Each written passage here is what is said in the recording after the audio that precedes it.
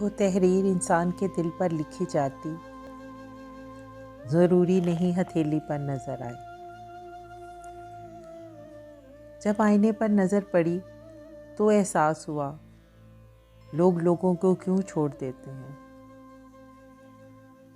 اس دنیا میں ہر چیز کی قیمت اور انسان کی قیمت اس کے خواب۔ ہر انسان اپنے خوابوں کی قیمت ادا کر رہا ہے، اپنی اپنی ذات سے، اپنے اپنے انداز سے۔ دنیا کے اس بازار کا سب سے بڑا خریدار وہ جو ذاتی صفات سے خالی۔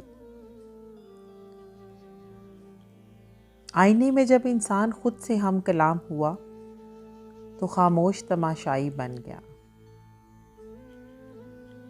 حقیقت کی راہ گزر پر عکس دو گھڑی کا یہ زندگی ہے۔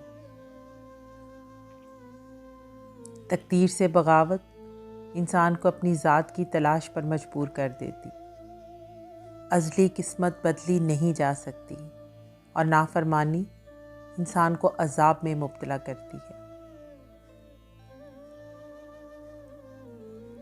خوشی چند لمحوں کی بھی ہو، انسان کے گرد خوشبو کی طرح بکھرتی۔